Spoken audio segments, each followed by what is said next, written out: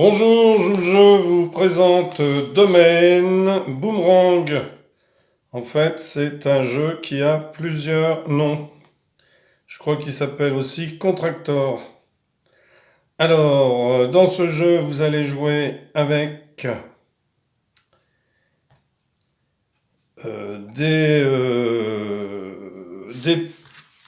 des formes comme ceci, qui sont recto verso d'un côté bleu, d'un côté jaune. Donc on donne les pièces bleues d'un côté, jaune de l'autre, on aura les mêmes, c'est-à-dire qu'il y a deux carrés ici, mais il y a un joueur qui aura un carré jaune et l'autre un carré bleu. Alors c'est pas tout à fait bleu parce que j'ai pas réussi à mettre bien les feuilles les unes derrière les autres, mais ça c'est considéré comme du bleu si vous voulez. Voilà. Donc on a quelques pièces qui sont de toute manière communes aux deux joueurs, puisque les deux joueurs ont les mêmes pièces. Et le but du jeu, ça va être, bien entendu, de gagner. Un peu d'humour, ça fait pas de mal.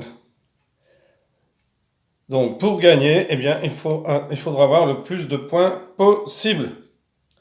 Alors, pour avoir des points, eh bien, c'est tout simple. Les points correspondent au nombre de cases. Donc ici, par exemple, ce serait 3 points. Alors, comment est-ce qu'on va jouer? Donc, les joueurs prennent chacun les pièces. Alors, ici, ce sont ce qu'on appelle des petits T, des grands T. Donc, les joueurs, eh bien, se dispatchent les pièces. Alors, les pièces, il y a exactement deux petits T, deux grands T, il y a 4 comme ceci, il y a deux croix, donc une chacun, il y a deux carrés, donc un chacun, il y a des barres de 3, il y en a 6, donc il y en aura 3 pour chaque joueur, il y a des croix, donc il y en a une pour chaque joueur, et on a des barres de 5, il y en a une pour chaque joueur. Voilà. Alors, comment est-ce que l'on joue? Eh bien, c'est tout simple.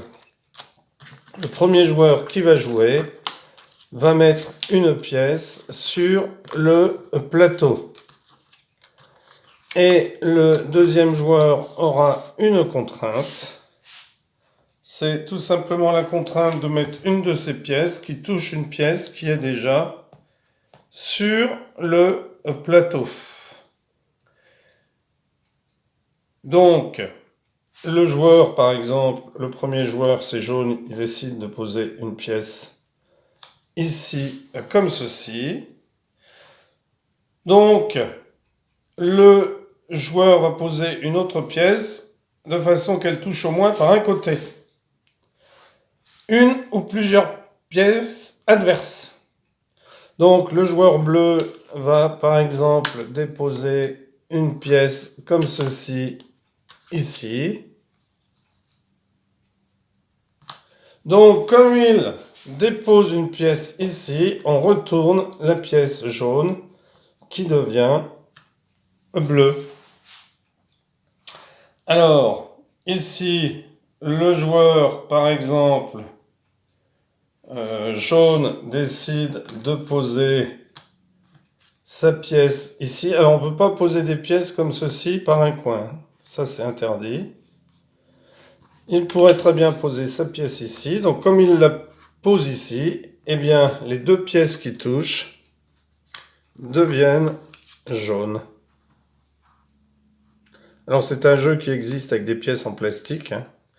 Peut-être l'avez-vous chez vous, peut-être le trouverez-vous. Je crois qu'il est plus fabriqué.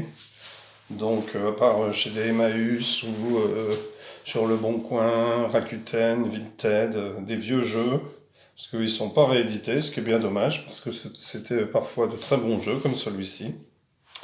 Alors, imaginons maintenant, par exemple, que ce soit à bleu de jouer. Bleu décide de se mettre ici. Donc il touche deux pièces, celle-ci et celle-ci. Donc elles sont retournées. Alors, jaune décide de jouer par exemple comme ceci. Donc celle-ci est retournée. Et celle-ci est retournée. Alors celle-ci ici, restera toujours jaune. Parce que vous voyez qu'elle est enfermée entre des pièces, elle est complètement cernée par des pièces, donc elle ne pourra plus changer de couleur. Donc ce qu'il faut essayer de faire, eh bien, c'est de se faire cerner un maximum de ces pièces sur le plateau afin qu'elle ne change pas de couleur. C'est ce qu'il y a de mieux au niveau stratégie. Donc, chaque joueur peut poser une pièce contre les siennes, mais avec obligation de toucher et donc de retourner au moins une pièce adverse. Donc ici, si c'était à bleu de jouer, eh bien, il ne pourrait pas jouer ici, vous voyez.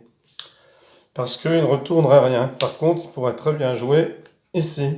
Ce qui ferait que celle-ci serait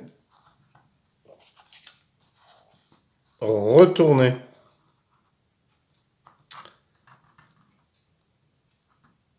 Alors ensuite, soit on compte les pièces.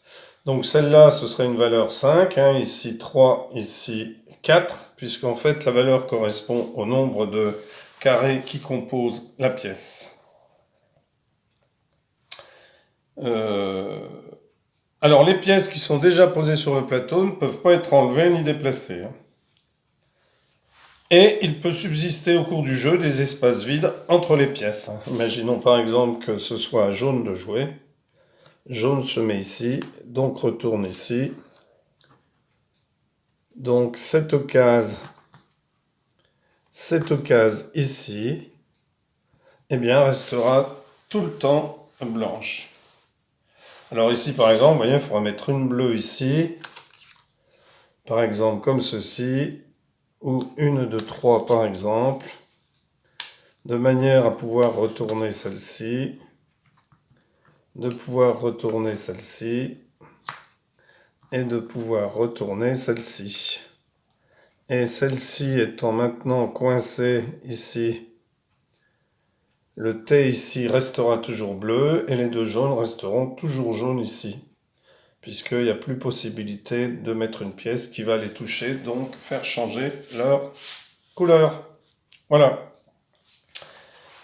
Donc, ce qui vous est conseillé, c'est de cacher les pièces qui vous restent pour ne pas faciliter le jeu de l'adversaire, même si en regardant le plateau, l'adversaire saura ce qu'il vous reste, hein, puisque on a trois pièces comme ceci. On a 3 pièces comme ceci, on en a une comme ceci, une comme ceci, deux comme ceci, deux grands T, une grande barre. Donc en fait, on sait ce que l'on a. Hein. Donc ici, j'avais pas tout mis du même côté. Hein. Mais quand vous jouez, vous partagez les pièces en deux.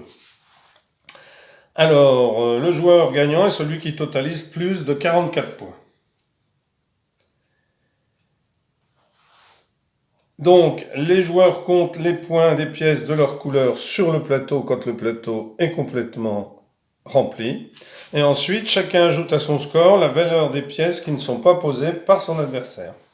Par exemple, ici, on ajouterait 4, ici, on ajouterait 5, ici, on ajouterait 2, ici, 3, ici, 4. Voilà. Donc, aucune pièce ne doit déborder, bien entendu, des limites du plateau, hein, c'est-à-dire que je ne peux pas mettre ma jaune comme ceci. Mais ça, je pense que vous l'aviez compris. Voilà. Eh bien, la partie s'arrête quand les deux joueurs ont posé toutes leurs pièces ou quand les pièces qu'il leur reste n'ont plus la place d'être posées sur le plateau. Tant qu'un joueur peut poser des pièces, il le fait, même si son adversaire ne peut plus le faire. Voilà. Eh bien, écoutez, merci pour avoir suivi cette vidéo. Alors, n'hésitez pas à jouer. Essayez de trouver le jeu si vous pouvez, hein, qui s'appelle Domaine ou Boomerang ou Contractor. Essayez de le trouver, puis dites-moi en commentaire si vous l'avez trouvé. C'est dommage que, comme je le disais, certains jeux ne soient pas réédités. Merci, au revoir.